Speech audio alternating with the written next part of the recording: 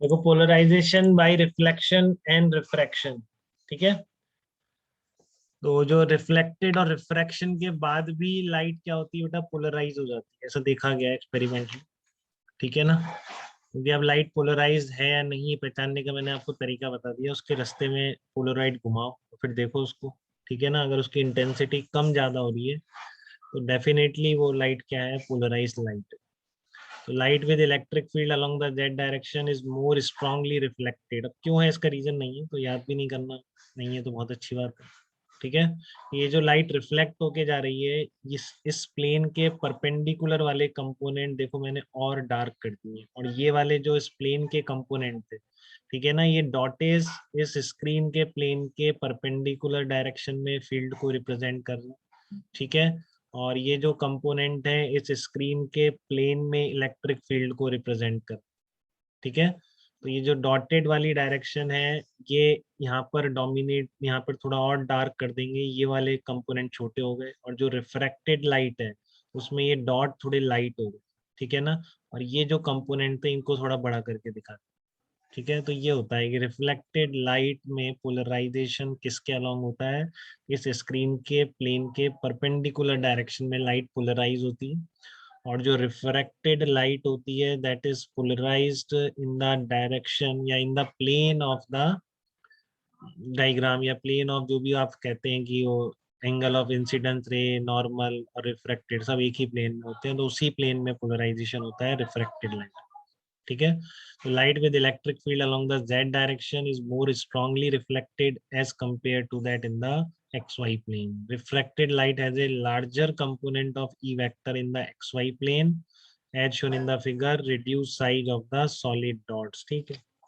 अब इसमें एक स्पेशल केस आता है, ये तो ठीक है आपको याद हो गया कि रिफ्लेक्टेड लाइट का polarization along the direction perpendicular to the plane है, ठीक है।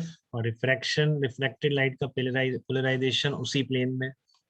अब इसका एक स्पेशल केस आता है, वो आपको हमेशा ध्यान रखना है कि जबकि रिफ्लेक्टेड एंड रिफ्रैक्टेड वेव्स, ये हमने ऑलरेडी निकाला था जब हम रे ऑप्टिक्स पढ़ रहे थे कि किस एंगल ऑफ इंसिडेंस पर रिफ्लेक्टेड और रिफ्रैक्टेड लाइट दोनों एक दूसरे से 90 डिग्री पर हो जाए, ठीक है। व्हेन रिफ्लेक्टेड, हाँ, when reflected and refracted waves are perpendicular to each other, तो उसी केस पर, उसी एंगल ऑफ इंसिडेंस पर ऐसा हो जाता है कि जो रिफ्लेक्टेड लाइट है दैट बिकम्स कंप्लीटली पोलराइज, ठीक है ना।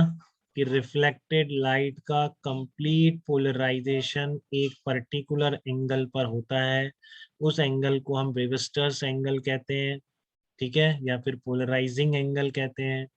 और ये वही एंगल है जिस पर कि रिफ्लेक्टेड और रिफ्रैक्टेड दोनों लाइट एक दूसरे से 90 डिग्री पर चली जाती, ठीक है ना। तो ब्रेविस्टर्स एंगल की डेफिनेशन वो है कि the angle of incidence at which the reflected light becomes completely polarized, ठीक है, at which the reflected light becomes completely polarized, वो क्या कहलाता है, आपका ब्रेविस्टर्स एंगल कहलाता है, ठीक है। और कितना होता है वो, tan इनवर्स म्यू होगा। कैसे वो निकाला हुआ है आपका कि यहाँ पर आई भी है, ये फिर 90 है, तो रिफ्रैक्टेड एंगल जो होगा that will be 90 minus I. Anti तो माइनस। आप इस पर स्नेल्स लॉ लगा दो, बहुत क्लियरली आ जाएगा कि Brewster's angle is tan inverse mu.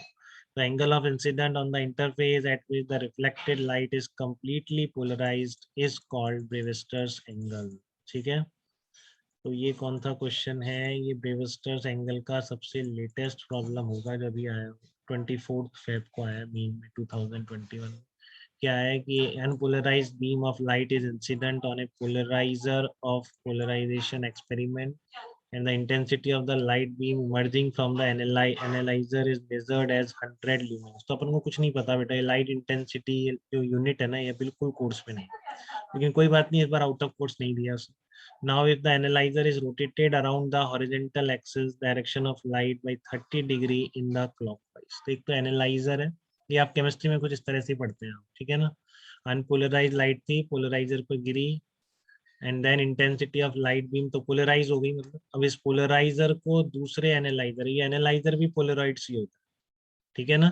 एक आपकी पहले क्या हुई, लाइट अनपोलराइज थी, फिर आपने उसको पोलराइजर से निकाल के पोलराइड, वो पोलराइज लाइट बना दिया, ठीक है, फिर आपने एक एनालाइजर लिया, एनालाइजर भी क्या है, पोलराइड से, ठीक है, और horizontal axis by 30 degree in the clockwise direction by from the horizontal axis direction of light से 30 डिग्री एंगल पर घुमाए, साफ लिखा हुआ है इसमें, ठीक है। इन the clockwise the intensity of the emerging light will be, तो डायरेक्ट फार्मूला है, कुछ है नहीं, बट देखो यहाँ से देखो, the light beam emerging from the clockwise intensity the emerging light beam,